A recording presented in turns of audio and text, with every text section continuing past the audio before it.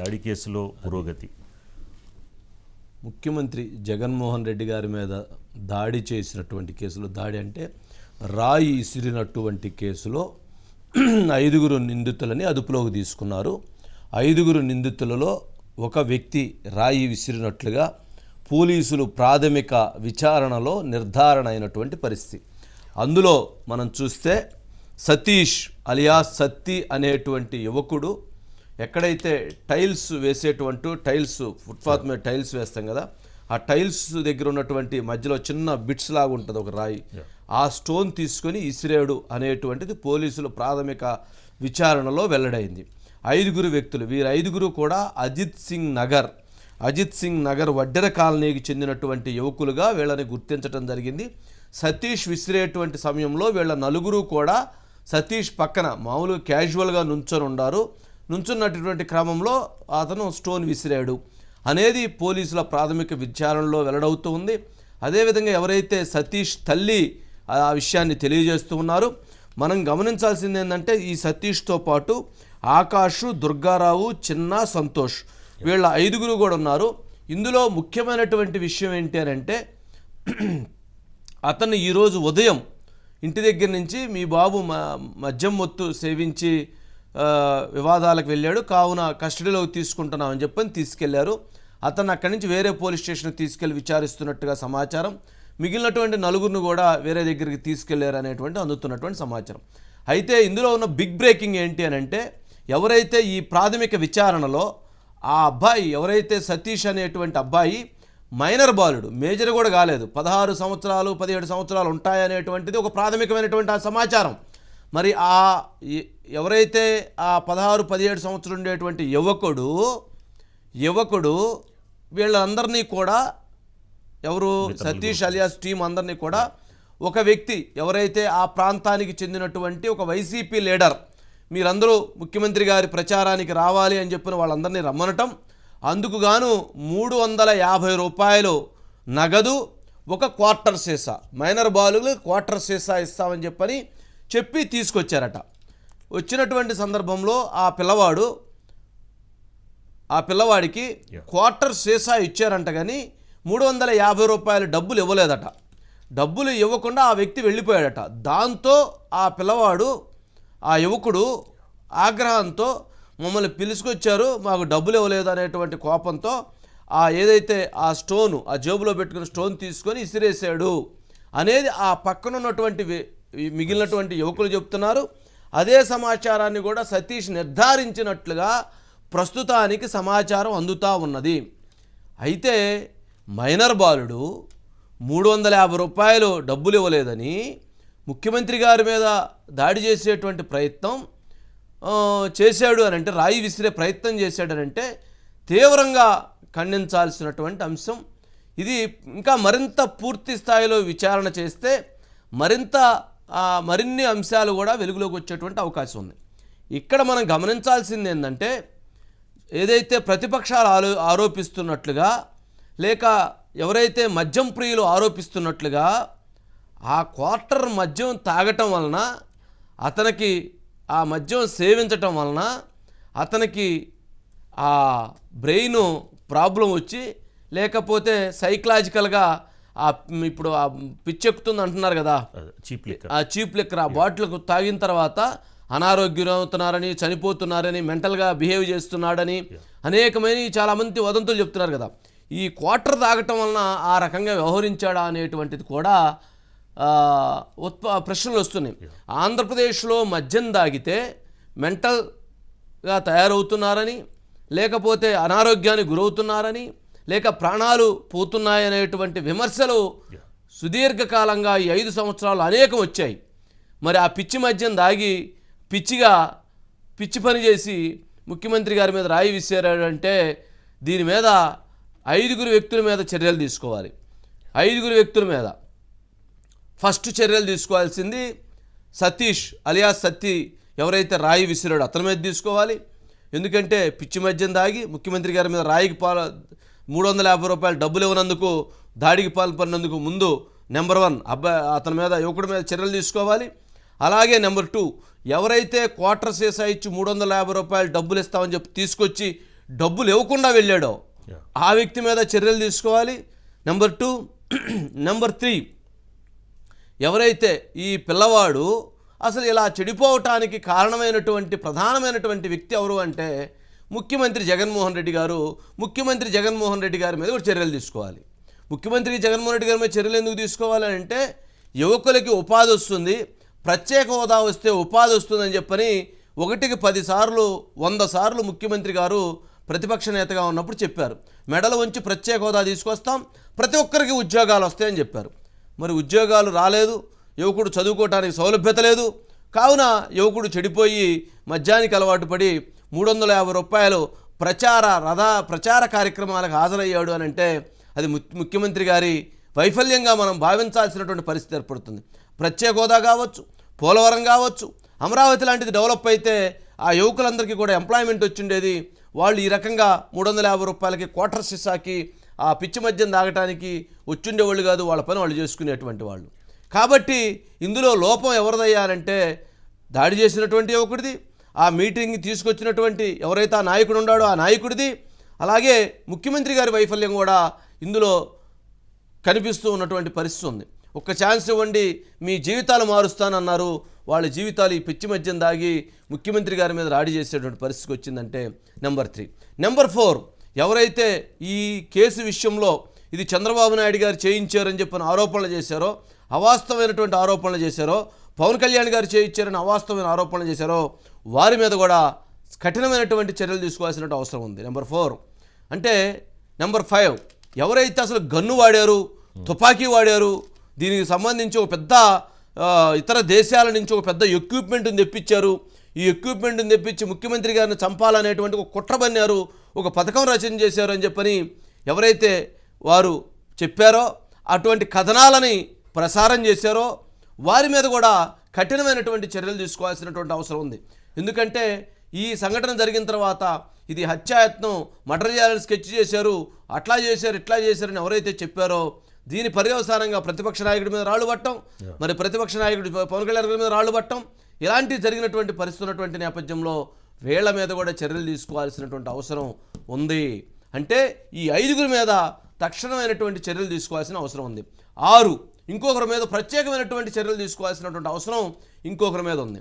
సంఘటన జరిగి మా రాష్ట్ర ముఖ్యమంత్రి జగన్మోహన్ రెడ్డి గారి మీద దాడి జరిగి 3 రోజులు పూర్తయితే 3వ రోజున కేసు ఇన్వెస్టిగేషన్లో భాగంగా 5గురు యువకులను అదుపులోకి తీసుకున్నారంటే అంటే అక్కడికి వచ్చినటువంటి యువకుల్లో ఒక యువకుడు రాయి విసిరితే మిగిలినటువంటి 4 వ్యక్తులకు తెలిసినప్పుడు ముఖ్యమంత్రి మీద దాడి చేసినటువంటి వ్యక్తిని మీరు పట్టుకోవాల్సినటువంటి దానికి 3 రోజుల వ్యవధి తీసుకున్నారంటే నిజంగా ఎంతటి నిర్లక్ష్యంతో వ్యవహరించారు, ఎంతటి దుర్మార్గంగా వ్యవహరించారు. తెలిసి పట్టుకోకుండా వదిలేశారా?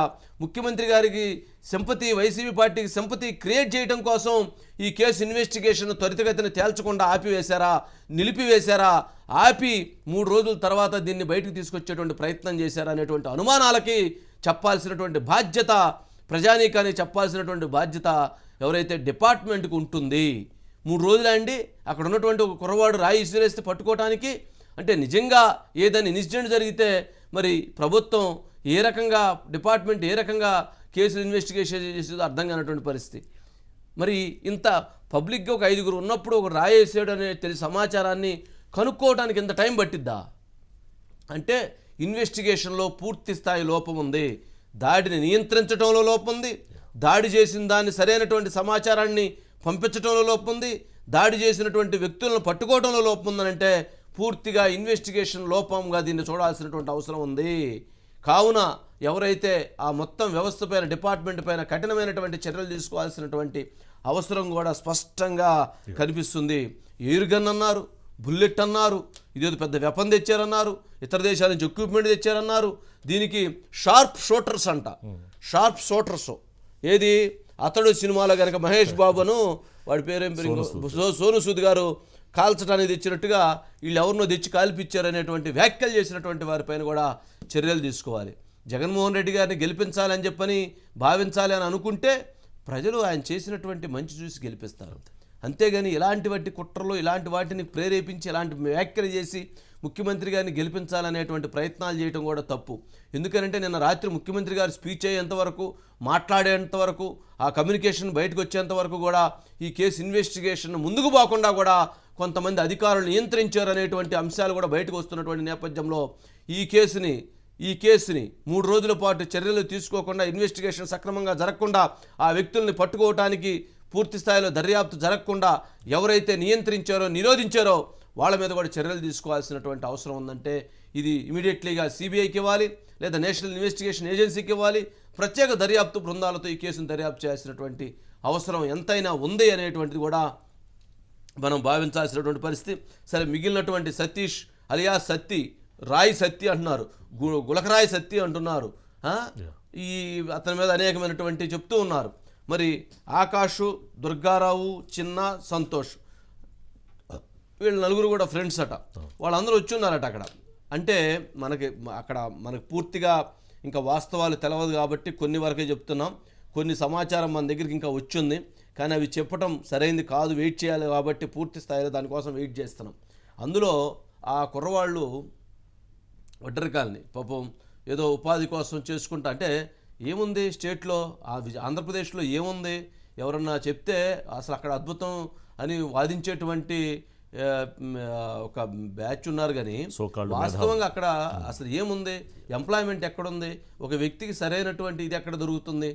గంజాయి ఆ ప్రాంతంలో ఆ పిల్లల మైనర్ బాలుకి అసలు క్వార్టర్ ఇవ్వటం ఏంటి, 350 రూపాయలు ఇస్తామని చెప్పడం ఏంటి, ఆ పిచ్చి మంది ఇవ్వటం ఏంటి, ఆ పిచ్చి మంది ఇచ్చి తయారు చేసిన వాళ్ళ మీద కూడా చర్యలు తీసుకోవాలి, తయారు చేసి ఆ పిచ్చి మంది ఇచ్చిన వాళ్ళ మీద చర్యలు తీసుకోవాలి, వాటర్ బాటిల్ ఇచ్చిన మీద చర్యలు తీసుకోవాలి, తయారు చేసి పిచ్చి మంది ఇచ్చిన వాళ్ళ మీద తయారు చేసుకోవాలి.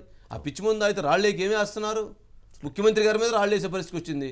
వారు తయారు చేయించిన ముందు, వారు తయారు చేసింది, వారు తయారు చేసిన నాయకులు, వారు తయారు చేసిన దీన్ని తీసుకొచ్చి ఇచ్చినటువంటి వారితో జరిగినటువంటి ప్రమాదంగా దీన్ని చూడాల్సి వస్తుంది. అంటే ముఖ్యమంత్రి అంటే భయం లేకపోతే ఎట్లా? ముఖ్యమంత్రి గారి మీదే వారు ఈ పని చేశారంటే మామూలు వ్యక్తుల పరిస్థితి ఏంటి? అంటే అబ్బాయి మీద ఏం కేసులు ఉన్నాయి, ఆ యువకుడి మీద ఏముండే అనేటువంటిది కూడా పూర్తిస్థాయి దర్యాప్తు జరుగుతుంది. మరి వీటన్నిటిని కూడా విచారణ చేస్తూ ఉన్నారు. చివరికి తెలిసినటువంటి అంశం, తేలాల్సినటువంటి అంశంగా యాక్చువల్గా షెడ్యూల్లో అంటే లోపలే బస్సులోనే కూర్చుని అభివాదం చేయాలి అనేది ఉందంటే, కానీ ఆయన ఆ ఏరియాలోకి వచ్చిన తర్వాత ఇప్పుడు అబ్బాయి ఫోటో మన దగ్గర ఉంది, వెయ్యాలా వద్దా? అబ్బాయి మైనర్ బాలుడు, వేయకూడదని మనం అనుకుంటున్నాం, వేయటాన్ని మనం ఒప్పుకోవట్లేదు. కావాలంటే ఇక్కడ చూపిస్తాను, ఇటు చూడండి, అంతే. ఏదలుచుకోవట్లా. మైనర్ బాలుడు ₹250 ముందు ఇచ్చినందుకు 350 రూపాయలు తీసుకొచ్చి అంటే ఇక్కడ గమనించాల్సింది ఏంటంటే అసలు జగన్మోహన్ రెడ్డి గారు మేమంతా సిద్ధమైన సభకి, అది సిద్ధానికి ఎవరు లేనట్టుంది. అయితే సిద్ధం అంతా బూటకం, సిద్ధం అంతా అబద్ధం. సిద్ధం అబద్ధమేనా? మరి 350 రూపాయలు క్వార్టర్ బాటిల్ ఇచ్చి జనాన్ని తీసుకొస్తున్నారంటే సిద్ధం సభకి జనం రావట్లేదా? సిద్ధం సభకి వస్తున్నటువంటి జనాన్ని ఊరకాయ ఇట్లా 350 రూపాయలు క్వార్టర్ బాటిల్ ఇచ్చి తీసుకొస్తున్నారా? మరి అందుట్లో వచ్చిన తర్వాత వాళ్ళ క్వార్టర్ బాటిల్ ఇచ్చేసి డబ్బులు ఇవ్వకుండా పంపిస్తున్నారా? మరి జరుగుతున్నటువంటి సిద్ధం సభకు వస్తున్నటువంటి జనాలందరినీ ఇదే పరిస్థితి? ఇలాంటివి అనేకమైనటువంటి వాటిని మనం ఆలోచించాల్సినటువంటి, ప్రశ్నించుకోవాల్సినటువంటి పరిస్థితి ఏర్పడతా ఉంది. ఇందులో వాస్తవాలు ఏంటి అనేటువంటిది తెలవాలి అని అంటే మరింత ఇన్వెస్టిగేషన్ జరగాల్సినటువంటి బాధ్యత దీనిపైన ఉంది. ఈ పిల్లవాడిని చూపిస్తే కనుక చిన్న కుర్రవాడు, మరి వైసీపీ ఇదిగా చెప్తున్నారు. ఆ ఫోటో ఏదన్నా ఉంటే బ్లర్ చేసి చేయండి తప్ప.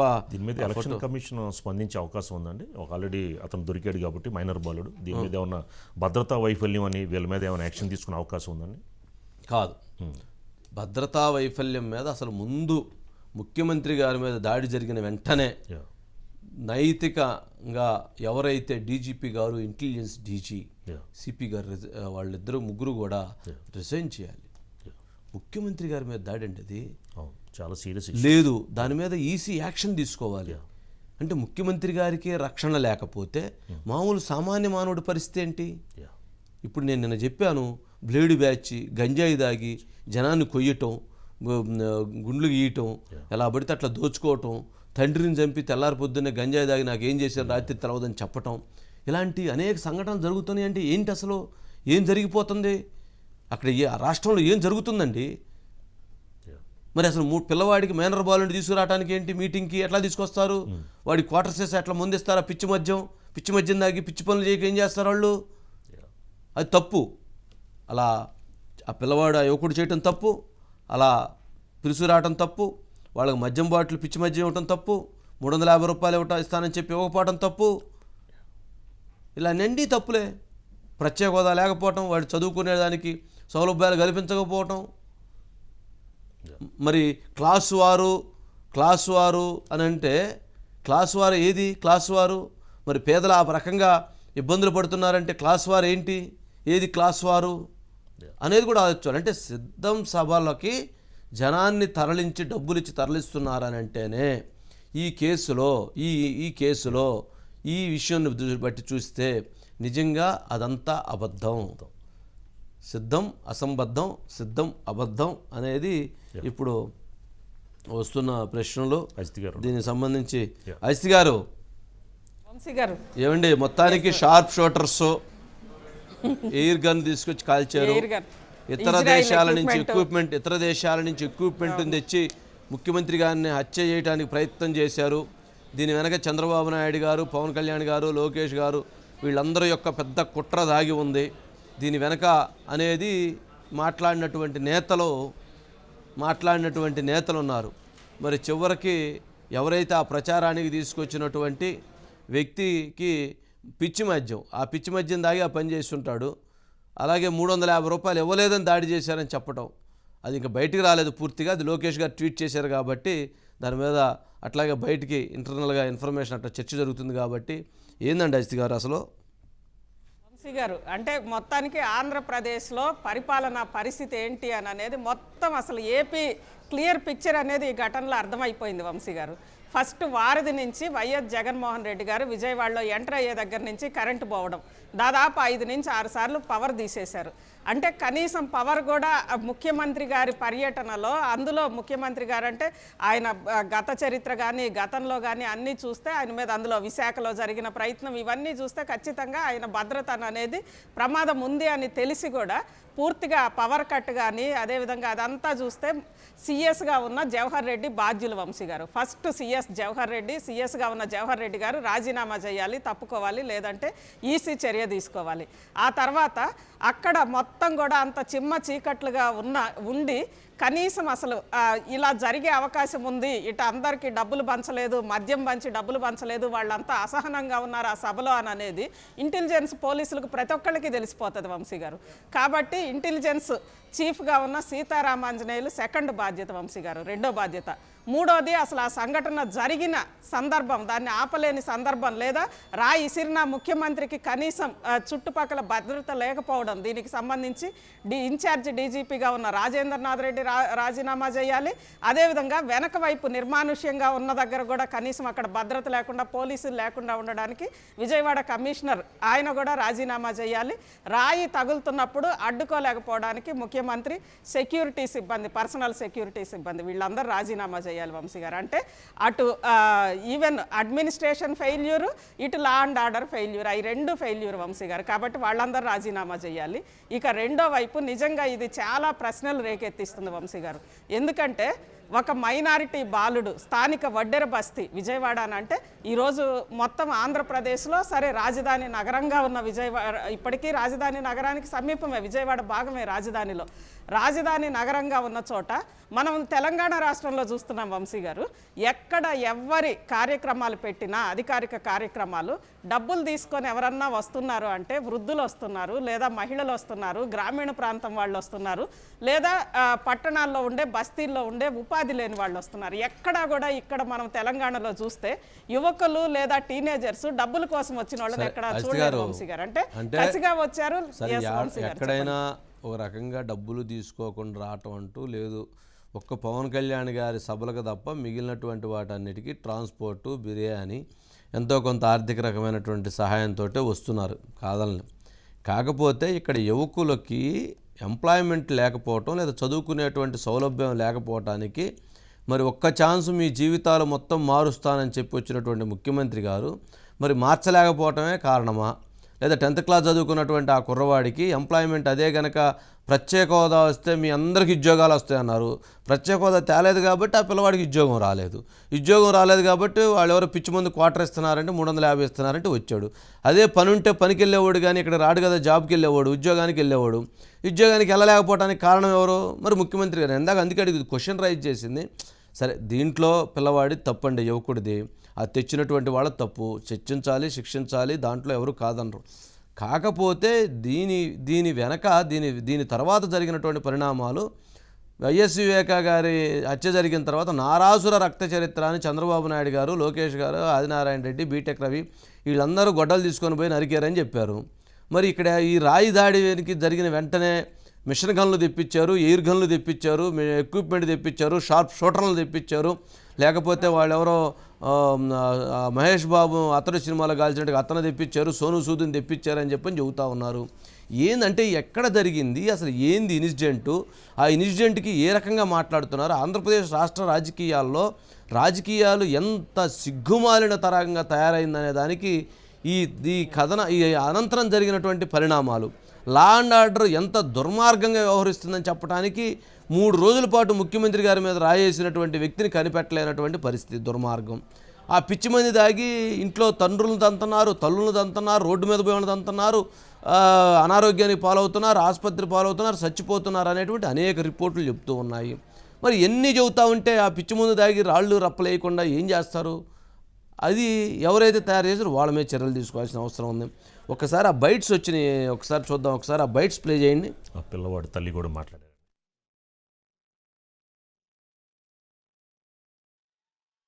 ఆ పర్టికులర్ స్ట్రెచ్లో దాబాకోట్ల సెంటర్ నుంచి అప్ టు స్టేడియం వరకు దాదాపు 5-6 వేల మంది జనాలు ఉన్నారు. సో డార్క్నెస్ ఒకటి, తర్వాత అదే డార్క్నెస్ అండ్ చీకటి ఒకటి, ఆ తర్వాత ఆ క్రౌడ్ అడ్వాంటేజ్గా తీసుకొని రాయి విసరడం అయితే తప్పనిసరిగా జరిగింది.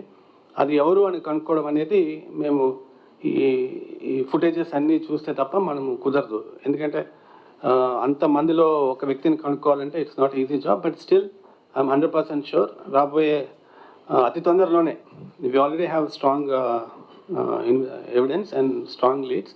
రాబోయే అతి తొందరలోనే డెఫినెట్గా మేము పట్టుకుంటామని చెప్పి నేను 100% ఐఎమ్ షూర్. తెల్లారి గట్ల ఇంటికి వచ్చి వచ్చారు. వచ్చేప్పుడే లేసాం మేము. ఏందండి వచ్చారు, ఎవరండి మీరు అంటే, అమ్మ బాన్పిస్లు అవి తాగుతున్నారని పిల్లగాళ్ళు, కొద్దిగా ఎంక్వైరీకి రోజుకి 2 తీసుకెళ్తున్నాం, మీ అబ్బాయిని కూడా తీసుకెళ్తున్నాం, ఎంక్వైరీ చేసి అమ్మటే 1 గంట కల్లా పంపించేస్తాం అన్నారు. అంటే మా అబ్బాయి 7:30 కల్లా పనుకుంటాడండి, రోడ్లో వాళ్ళని కూడా అడగండి అంటే మేము పంపించేస్తాం, మీ అబ్బాయికి ఏ భయం లేదమ్మా, మేము తెచ్చి వదిలేస్తాం అన్నారు. దుర్గారావు ఇంటి పేరు ఏమి దుర్గారావు. ఇంక ఇప్పుడు పంపించలేదండి. ఇప్పుడేమో ఫోన్లేమో సతీష్ కొట్టాడు, ఈ 4 పిల్లగాళ్ళు ఉన్నారు, దుర్గారావు వీళ్ళందరూ ఉన్నారు అని ఇప్పుడు ఫోన్లో చూపెడుతున్నారండి పేర్లు. పక్కన దుర్గారావు వీళ్ళందరూ ఉన్నారు, సతీష్ కొట్టాడు అని వచ్చింది ఫోన్లు.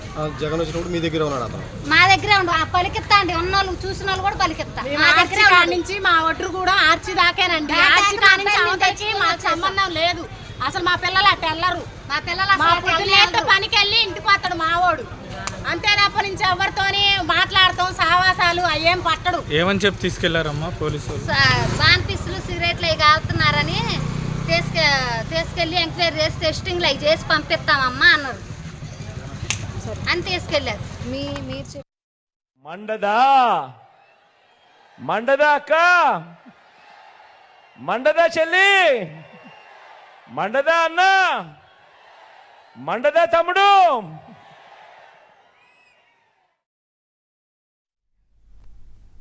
అదే మా పిల్లలు అలాంటి వాళ్ళు కాదు, మా వాళ్ళు టెస్టింగ్. ముఖ్యమంత్రి గారు మండదా అంటే అది అంటే పిల్లవాడికి 350 రూపాయలు ఇస్తానని ఇవ్వకపోతే మండదా అని అడుగుతున్నారా? లేకపోతే నిన్న దాడి చేసినప్పుడు మరి కోపం రాదా అని అడుగుతున్నారా? సరే, ఏదన్నా కానీ సరే నడుస్తూ ఉంటాయి. కానీ రాజకీయాల్లో ముఖ్యమంత్రి గారి మీద దాడి తప్పు. ఆ పిల్లవాడు, ఆ యువకుడు వేయటం తప్పు.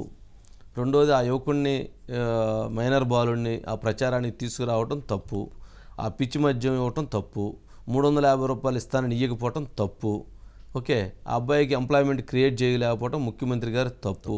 ఇన్వెస్టిగేషన్ 3 రోజుల పాటు నాన్చటం, 3 రోజుల పాటు విచారణ సక్రమంగా జరగకపోవటం తప్పు. ఇందాక నాకు అదే క్రాంతినారాయణ టాటా గారిని చూశాను. ఆయన పాపం సిపి గారు కొద్దిగా ఇబ్బంది పడుతున్నాడు చెప్పడానికి ఉన్న అంశాలని. అంటే ఆయన మీద అంత స్థాయిలో ఒత్తిడి వచ్చి ఉండిద్ది.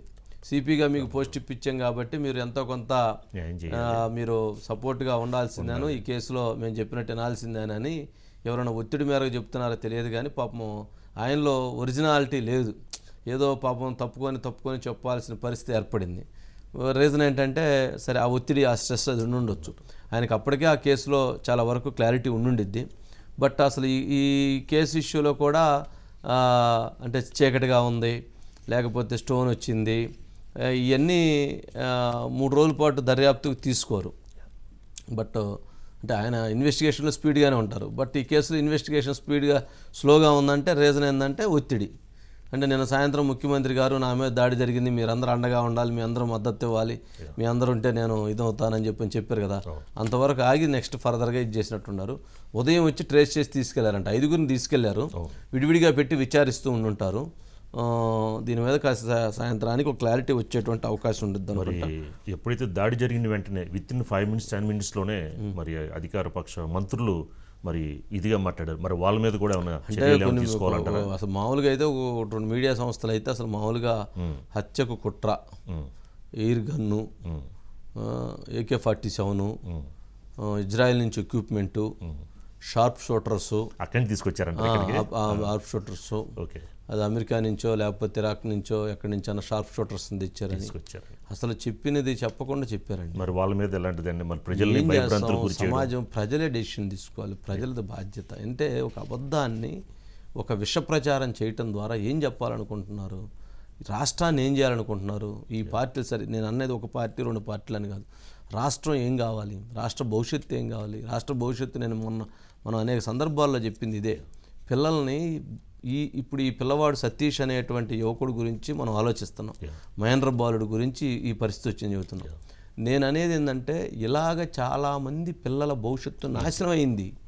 ఆంధ్రప్రదేశ్లో వాళ్ళకి సరైనటువంటి విధానం లేక, సరైనటువంటి డైరెక్షన్స్ లేక, ఎడ్యుకేషన్ సిస్టమ్ లేక, ఎంప్లాయ్మెంట్ లేక ఎంతోమంది పిల్లలు ఇప్పటికే నాశనం అయిపోయారు. గంజాయి, మద్యం, సిగరెట్లు అసలు ఒకటి కాదు. మరి రేపు భవిష్యత్తులో గనక వారు ఇదే గనక ఉంటే ఇక నెక్స్ట్ వాళ్ళ పిల్లలు అంటే ఇప్పుడు 8th క్లాసు 9th క్లాసు పిల్లలే ఇటువంటివి చేస్తున్నారు అంటున్నారు. రేపు ఇక 6th క్లాస్ 5th క్లాస్ పిల్లల వరకు వస్తే ఏమైపోవాలి? తల్లిదండ్రులు ఏం ఆలోచించాలి? తల్లిదండ్రులు ఆలోచించాల్సింది ఏంటంటే ఇవాళ సతీష్ది అయింది, మిగిలిన పిల్లవాళ్ళదైంది, మన భవిష్యత్తు ఏంటి, మన పిల్లల భవిష్యత్తు ఏంటి అనేది ఆలోచించాల్సిన బాధ్యత తల్లిదండ్రుల మీద ఉంది.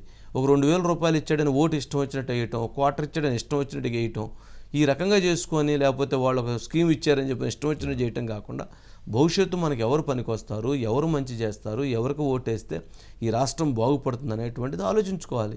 అది చంద్రబాబు నాయుడు గారా, జగన్మోహన్ రెడ్డి గారా, పవన్ కళ్యాణ్ గారా, నరేంద్ర మోదీ గారా, లేకపోతే షర్మిలక్కాయ, లేకపోతే ఇంకొకరా వామపక్షాల, లేదా ఎవరైనా కావచ్చు. నేను అంటుంది ఇది ఆలోచించాల్సినటువంటి బాధ్యత ఉంటుంది. మధు ఏంటి అందుతున్న సమాచారం ప్రకారంగా దాదాపుగా అంటే ఒక కంక్లూజన్కి వస్తూ ఉంది. ఏంటి ఇంకా ఫర్దర్ అప్డేట్స్ ఏమైనా ఉన్నాయా? 350 రూపాయల కోసము ముఖ్యమంత్రి మీద రాయి, ఇది ఓకే.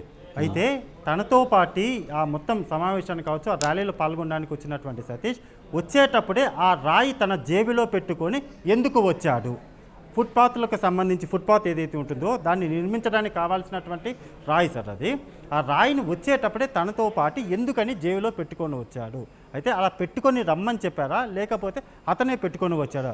ఇక్కడ డౌట్ ఉన్నది. ఎందుకంటే ఒకవేళ ఇక్కడ 350 రూపాయలు రాకపోతే ఈ రాయి తీసుకొని జగన్ మీద ఇసిరేద్దామేమో అని అనుకున్నారా అంటే దానికి ఛాన్సే లేదు, అసలు ఊహించడానికి కూడా లేదు. అంటే అక్కడ ఉన్నటువంటి ఒక రాయి తీసుకున్నాడు, ఆ రాయి జేబులో పెట్టుకొని వచ్చాడు. అది ఎందుకు పెట్టుకొని వచ్చాడు, ఎవరన్నా పెట్టుకొని రమ్మని చెప్పారా అనేది బయటికి రావాల్సినటువంటి విషయం. అదొక వైపు అయితే ఒక కామన్ మ్యాన్ ఎవరైనా సరే, ఒక కామన్ మ్యాన్ చూసుకుంటే రే ఇస్తానన్న డబ్బులు 10 రూపాయలు కావచ్చు, 20 రూపాయలు కావచ్చు, 300 కావచ్చు, 3000 కావచ్చు, ఇకపోతే ఒక ముఖ్యమంత్రి మీద రాయి వేయాలి అంటే ఈ కోపం అక్కడ చూపించాలి అని అనుకోరు సార్. అంటే అతను మెంటల్గా, సైకలాజికల్గా అతను గంజాయి అయినా తీసుకొని ఉండాలా, లేకపోతే మెడికల్ షాప్లో దొరికేటటువంటి వైట్నర్ అని ఒకటి ఉంటుంది సార్. అది చాలా వరకు కూడా విజయవాడ సరౌండింగ్ ప్లేసెస్లో ఆ రైల్వే స్టేషన్ కావచ్చు, బస్ స్టాండ్ కావచ్చు, వాటన్నిటి దగ్గర కూడా వీటిని ఎక్కువగా వాడుతూ ఉంటారు. వాటన్నిటిని కూడా కాదు మధు, ఆ పిచ్చి రావడానికి ఆ ఏపీలో మద్యం తాగితే చాలట. ఎంత పిచ్చి కావాలో, ఎంత తిక్కలతనం కావాలో, ఎంత ఇది కావాలో. పాపం అతని పేరు ఏం పేరు, ఆ సినిమాల్లో ఆ ఆర్టిస్ట్గా డ్యాన్స్లు వేస్తూ ఉండేవాడు ఒక వ్యక్తి, వైజాగ్ పోయాడు, ఆ గుండె వేసుకొని ఎగురుతుంటాడండి, రాకేష్ మాస్టర్. కొద్దిగా నాకు తెలియదు ఆ సినిమా వాళ్ళ. ఆ రాకేష్ మాస్టర్ వైజాగ్ వెళ్ళి ఏదో షూటింగ్లో పాల్గొని, ఇదిగోనండి ఇది ఆంధ్రప్రదేశ్ మద్యం బూమ్ బూమ్ బీరు ఇది తాగుతున్నాను ఏమైద్దా అని చెప్పని ముందు రోజు వీడియో పెట్టాడు. తర్వాత రోజు ఇక్కడికి వచ్చి చచ్చిపోయాడు. అది పెద్ద వైరల్ అయింది. ఇది కనపడుతుంది. మరి ఈ పిచ్చి మద్యాన్ని డిస్టిలరీస్ మొత్తం తయారు చేస్తుంది ఎవరు? ప్రభుత్వంలో ఉన్నటువంటి ముఖ్యమంత్రి గారికి అత్యంత కీలకమైనటువంటి వ్యక్తులు అనేటువంటి విమర్శలు వస్తున్నాయి కదా. మరి దానికి ఎవరు బాధ్యులు? ఎవరు చేస్తున్నారు ఈ పిచ్చి పనులు? ప్రజలు ఏమైపోవాలి? నా పాయింట్ కూడా అదే సార్. నేను ప్రధానంగా చెప్తున్నది ఒకటే, అక్కడ వైట్నరు లేకపోతే డ్రగ్స్ కావచ్చు, లేకపోతే గంజాయి కావచ్చు, ఈ మందు కావచ్చు, ఆంధ్రప్రదేశ్లో దొరికేటటువంటి మందు బాటలు బూమ్ బూమ్, లేకపోతే ఇంకొకటి క్యాపిటల్ సిటీను, ఆ సిటీను, ఏ సిటీను, మొత్తానికైతే ఆ మందు ఏదైనా తాగి అక్కడికి వచ్చాడు. ఎందుకు అంటే ఆ మీటింగ్ వస్తే మీకు మందు ఇస్తామని చెప్పాడు కాబట్టి ఆ మందు తాగి ఖచ్చితంగా అతను అక్కడికి వచ్చే ఉంటాడు. అక్కడికి వచ్చిన తర్వాత ఆల్రెడీ ఒక కిక్కులో ఉన్నాడు. అంటే అది తెలియని ఒక పిచ్చి ఆసుపత్రిలో పిచ్చోళ్ళు ఏ విధంగా ఉంటారో ఆ విధమైన స్టేజ్లో ఏమన్నా అతను ఉన్నాడు అనేది అర్థమైపోతుంది సార్. సో 350 రూపాయలు ఇవ్వలేదు కాబట్టి ఆ రాయి విసిరేశాడు అని ఇప్పుడు బయటకు వస్తున్నటువంటి వార్తలు ఆల్మోస్ట్ ఇంకా అదే కన్ఫర్మేషన్. ఒకవేళ ఏదైనా సరే కథ ఇలా వెళ్తే తప్పు అవుతుంది, ఇలా చెప్పొద్దు, ఇలా చెప్దామని ఒకవేళ వ్యవహారం కథ అంతా మారిస్తే ఆ తర్వాత వేరే సంగతి. కానీ ఇప్పటి వరకు కూడా ఒక డౌట్ అయితే ఉంది. ఇంకా అక్కడ ఉన్నటువంటి ఏపీ పోలీసులు అయితే మీడియా ముందుకు రాలేదు. మీడియా ముందుకు వచ్చి ఏం చెప్పాలో తెలియకే సైలెంట్గా ఉన్నారో ఏం తెలియదు. కానీ ఇంత పెద్ద వార్తని ఇప్పటికీ కూడా సైలెంట్గా అలా పెట్టి ఉన్నారు అంటే ఏదో ఉంది సార్. జనరల్గా మధు అంటే 3 రోజులు పట్టిద్దా ముఖ్యమంత్రి గారి మీద రాయి వేసిన వ్యక్తిని పట్టుకోవడానికి? కరెక్టే సార్, బాగా చెప్పాడు. ఏపీ సిఐడి అధికారులు అంటే ఒక 3 ఇయర్స్ నుంచి కావచ్చు, 4 ఇయర్స్ నుంచి కూడా కేసులు నమోదు చేస్తూ వచ్చారు. తెల్లవారుజామున ఇళ్ళకి వెళ్ళి మరి ఫోన్లు స్విచ్ ఆఫ్ చేసినా, లేకపోతే చాలామంది కూడా కేసులు నమోదైనటువంటి వాళ్ళ మీద వెళ్ళి పట్టుకోవడానికి వితిన్ 24 అవర్స్లో పట్టుకున్నారు. అలాంటిది ఒక రాష్ట్రానికి ముఖ్యమంత్రి అయిన నడి రోడ్డు మీద అటాక్ చేస్తే ఎందుకు ఇంత సమయం పట్టింది అనడానికి సమాధానాలు కొన్ని ఉన్నాయి సార్. ఒకటే ప్రధానంగా మనం చూసుకుంటే, అటాక్ చేపించినటువంటి వ్యక్తి వెనక ఉండి అటాక్ చేయమని ఎవరైతే చెప్పి ఉంటారో వాళ్ళ వల్ల ఇన్ని రోజుల పాటు, అంటే ఇన్ని గంటల పాటు దొరకలేదా అనేది ఒక వైపు అయితే. ఎందుకంటే అతను అటాక్ చేసినటువంటి సతీష్ అనేటటువంటి పర్సన్ ఎవరైతే ఉన్నారో పెద్ద కరడు కట్టిన ఉగ్రవాదో లేకపోతే మావోయిస్టో నక్సలైటో కాదు సార్. చాలా కామన్ మ్యాన్ అతను పక్కన కూడా ఒక 5 మంది ఉన్నారు. ఇంత హడావడి జరుగుతుంది, ఇంత రచ్చ అవుతుంది. అతను కాకపోయినా అతను పక్కన ఉన్నటువంటి వాళ్ళైనా సరే చెప్పేసేవాళ్ళు ఎవరికొకరికి. కానీ ఇంతవరకు కూడా ఇన్ని గంటల వరకు కూడా దొరకలేదు అంటే కథ ఏదో ఉంది సార్. అందులో ఎటువంటి డౌట్ లేదు. దీని వెనక వ్యవహారం ఏదో ఉంది. అది ఏ పార్టీ అయినా కావచ్చు. అంటే వైసీపీ వాళ్ళే చేపించారా, లేకపోతే టీడీపీ వాళ్ళు చేపించారా, జనసేన చేపించారా, బీజేపీ తర్వాత సంగతి. కానీ ఈ వ్యవహారం వెనక ఏదో మొత్తానికి ఒక కథ అయితే దాగి ఉంది సార్. అది ఎవరు బయట పెడతారని చూడాలి. ఎందుకంటే కోడి కత్తిలోనే మనం చూసాం. అక్కడ కోడి కత్తి వ్యవహారం, ఆ తర్వాత ఏం జరిగింది, కోర్టు ఏం చెప్పింది, ఆ తర్వాత ఎక్కడి నుంచి ఎక్కడికి వెళ్ళింది మనం చూసాం. కానీ ఈ కేసు ఒక రాత్రి సమయంలో ఒక ముఖ్యమంత్రి మీద రాయి ఇలా వేస్తే అది తగిలి కింద పడింది. ఆ రాయి అన్నారు, లేకపోతే ఇంకొకటి క్యాట్ బాల్ అన్నారు, అవన్నీ అన్నారు. కానీ చివరికి తెలియదు ఏంటి, సతీష్ అనే ఒక వ్యక్తిని సార్ ఇక్కడికి కూడా ఈ సతీష్ అనే వ్యక్తిని అనుమానితుడా, లేకపోతే ఇతను కన్ఫామ్గా ఇతనేనా, లేకపోతే కేసును తప్పుదో పట్టించడానికి, లేకపోతే ఇతను వచ్చి ముందుకు వచ్చాడా? నేను ఇతను పట్టుకొని వచ్చాను చెప్పట్లేదు సార్. ఇతనంతటా ఇతనే వచ్చాడా, లేకపోతే ఇతను పట్టుకున్నారా? అసలు సతీష్ నిజంగానే అటాక్ చేసినటువంటి పర్సన్ పాయింట్ అంటే ఏం జరగబోతుంది? ఇప్పుడు 2 లక్షల రూపాయలను సిపి గారు ప్రకటించిన తర్వాత ఎవరైనా వచ్చి చెప్పారా, లేక ఇప్పుడు అసలు ఆ పిల్లవాడి చేత ఏం ఇన్వెస్టిగేషన్ చేయబోతున్నారు, ఆ యువకుడిని ఏ రకమైనటువంటి దీంట్లో బయటికి తీసుకొస్తారు, ఇట్లాంటి చాలా ప్రశ్నలు ఉన్నాయి. బట్ ఉన్నంత వరకు ఏంటంటే జనరల్గా ఆ అబ్బాయి చేసింది తప్పు, ఆ యువకుడు చేసింది నో డౌట్. కానీ ఇన్వెస్టిగేషను ఇప్పటివరకు ఏం చేశారు, ఇది చంద్రబాబు నాయుడు చేయించాడు అని వైసీపీ వాళ్ళు, లేదు కోడికత్తి డ్రామా లాగానే ఇది వీళ్ళే చేయించుకున్నారు అని టీడీపీ వాళ్ళు, ఇట్లా విమర్శల పరంపర కొనసాగింది. కానీ ఇప్పటి వరకు మనకు అర్థమైన దాని ప్రకారంగా ఆ యువకుడికి లేదా అక్కడ ఉన్నటువంటి వాళ్ళకి ఎటువంటి పొలిటికల్ ఇంట్రెస్ట్ లేదు. వాళ్ళు ఈ రాజకీయాలకి ఏ పార్టీకి సంబంధించినటువంటి వాళ్ళు కాదు. ఆ లోకల్గా కుర్రవాళ్ళకి ఏదో 350 రూపాయలు డబ్బులు ఇస్తాము, క్వార్టర్ బాటిల్ ఇస్తామంటే వాళ్ళు వచ్చారు. ముందు పొట్టలో పోసిన తర్వాత ఆ పిచ్చి ముందు తాగిన తర్వాత వాళ్ళకి పైత్యం ఎక్కువ ఉండిద్ది. 350 రూపాయలు డబ్బులు ఇవ్వలేదు కాబట్టి పిలుచుకొచ్చినటువంటి వాళ్ళు జగన్మోహన్ రెడ్డికి సంబంధించినటువంటి వైసీపీ నాయకుడు అయి ఉంటారు. ఆ కోపంలో ఆ రాయి తీసుకొని ముఖ్యమంత్రి గారి మీద ఇసిరేసాడు. కానీ ఇది ఎట్లుందంటే మనం నీళ్ళల్లో కనుక చిన్నప్పుడు కనుక నీళ్ళల్లో ఇట్లా పెంకులు పెట్టి ఇట్లా ఇసిరేసేవాళ్ళం. కప్ప దెబ్బలు అంటే 1, 2, 3, 4 అని ఇట్లా వెళ్ళేదనమాట. 10 స్టెప్స్ వెళ్ళేది. అంటే అది మనం చిన్నతనంలో చూసాం సినిమాల్లో. అది సినిమాలో కదా, మనం కూడా చిన్నప్పుడు చెరువుల్లో వేసేవాళ్ళం. చాలామంది వేసి ఉంటారు. అంటే ఇప్పుడు ఉన్నోళ్ళకి అసలు ఆ కప్ప ఇవన్నీ అది ఏడ తెలుసు అసలు. ఇప్పుడంతా అసలు వరెట్ట బండిద్రా ఆయన అంటే తెలదు, కోడి గుడ్డెట్ట పెట్టిద్రా అంటే తెలవదు. చాలామంది తెలవని పిల్లలు తయారవుతున్నారు. అది తెలవాలి, పిల్లలకి అయినా తెలపాలి. సరే ఇప్పుడు సబ్జెక్ట్ వేరనుకో. సరే ఇప్పుడు క్యారమ్ బోర్డ్స్ కనుక మనం రెడ్ కాయిన్ వైట్ కాయిన్ తోటి రెడ్ కాయిన్, బ్లాక్ కాయిన్ తోటి రెడ్ కాయిన్ మనం సరే డబుల్ స్ట్రైక్స్ ఆడుతుంటాం. అది ఈ కుర్రవాడు వేసిన రాయి జగన్మోహన్ రెడ్డి గారిని, అట్లాగే ఆ ప్రాంతంలో వెల్లంపల్లి శ్రీనివాస్ గారి మనిషి అయి ఉంటాడు మా తీసుకొచ్చినాడు వీళ్ళని, మంత్రి గారికి ఇద్దరికి తగిలింది. ఒక తీసిరేస్తుంటే వేసాడు. అంటే సైడ్ నుంచి వేయడంతో అది అట్లా తగిలి అట్లా వెళ్ళినట్టుంది. సరే ఎట్లా ముఖ్యమంత్రి గారికి ప్రమాదం జరగలేదు, అది గొప్ప విషయం.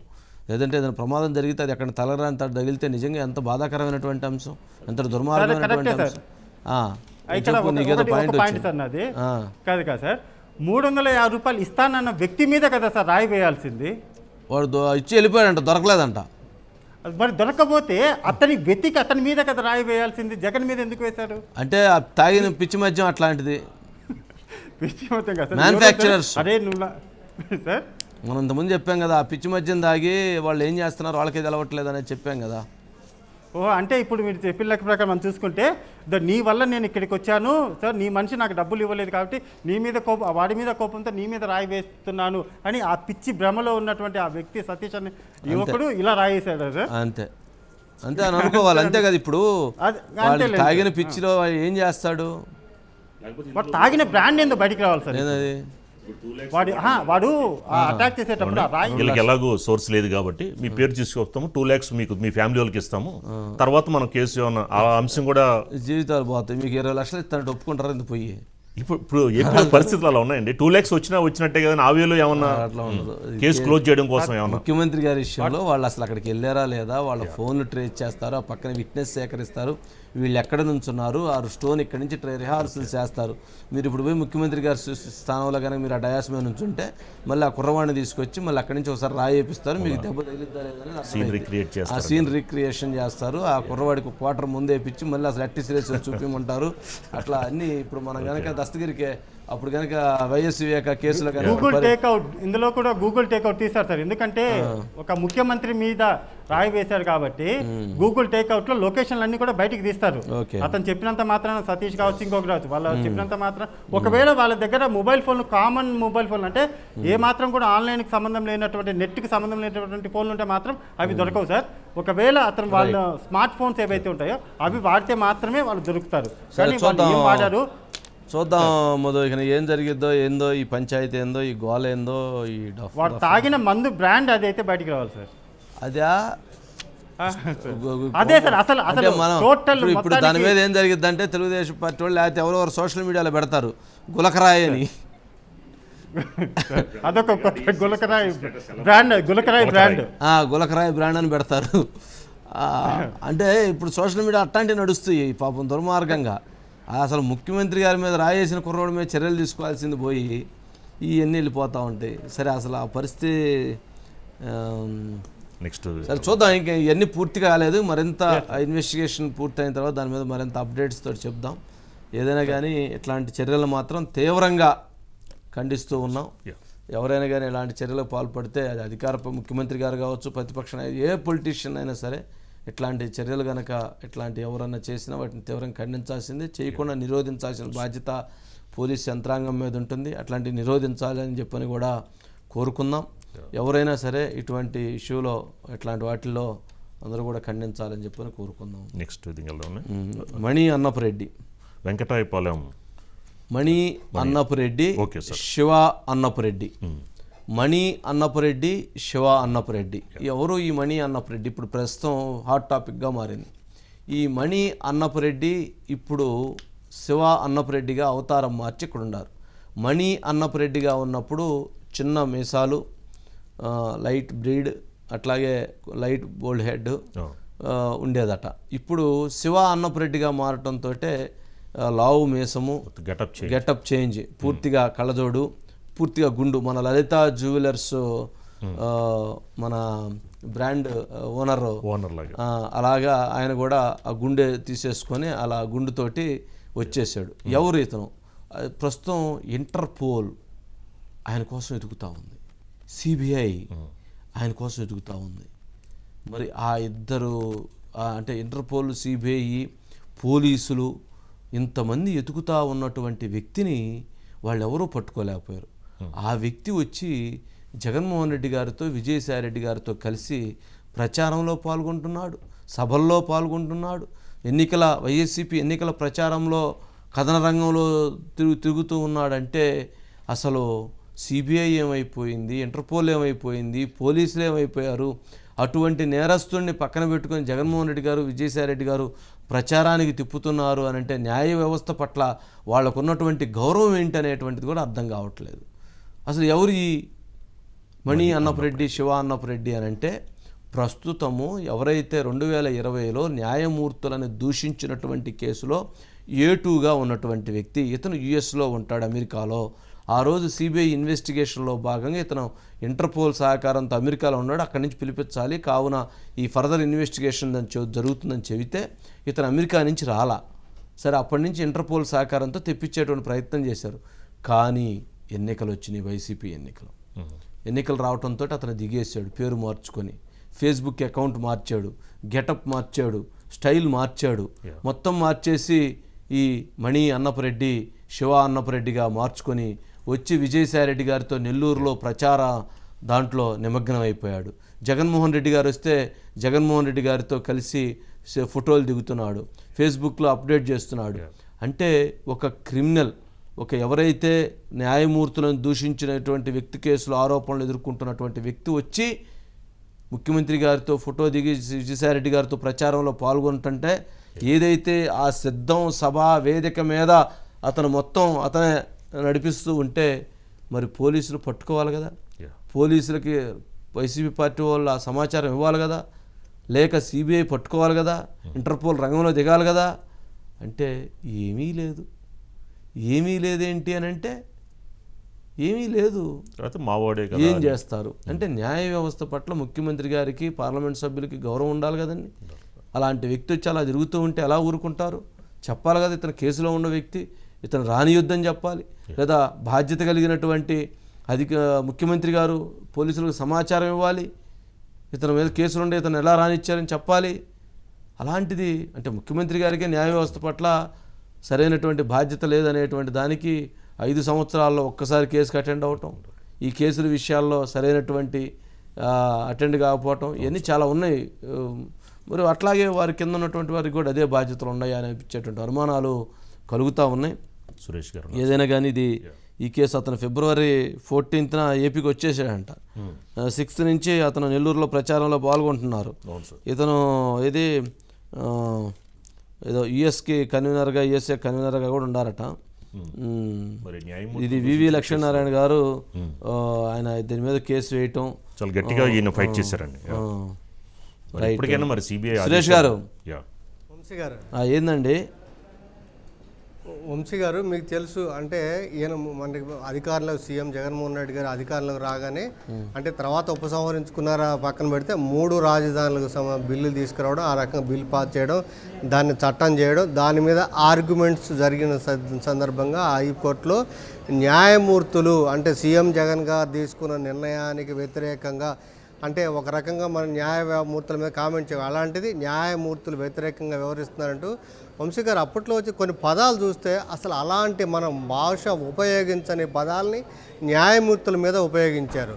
సో దాని మీదనే న్యాయమూర్తులకు సంబంధించి చాలా అసలు ఆ స్వయంగా రిజిస్ట్రారు రంగంలో దిగి ఆ రకంగా కోర్టు దృష్టికి తీసుకెళ్ళి ఇగో వీళ్ళు పలానా వాళ్ళు ఈ రకంగా చేస్తున్నారని చెప్తే సో దాని మీద కోర్టు పరంగా సుమోటోగా తీసుకొని కోర్టు పరంగా విచారణ జరిపి కొంతమందిని చర్యలను తప్పుబట్టి ఆ రకంగా మీరు చర్యలు తీసుకోవాలని చెప్పి స్పష్టంగా సిబిఐ కూడా అప్పట్లో ఆదేశాలు స్పష్టంగా సిబిఐ కూడా ఆదేశాలు జారీ చేశారు. కానీ ఆ సిబిఐ మీరు అన్నట్టుగా ఇప్పుడు అన్నపరెడ్డి గారు ఇప్పుడు ప్రత్యక్షం అయ్యారని చెప్పి మనం ఇవాళ చూసాం. అన్నపరెడ్డి గారు ఇలాంటి వాళ్ళ గురించి ఇంకా అంటే ఒక రకంగా వదిలేశారని మనం చెప్పొచ్చు.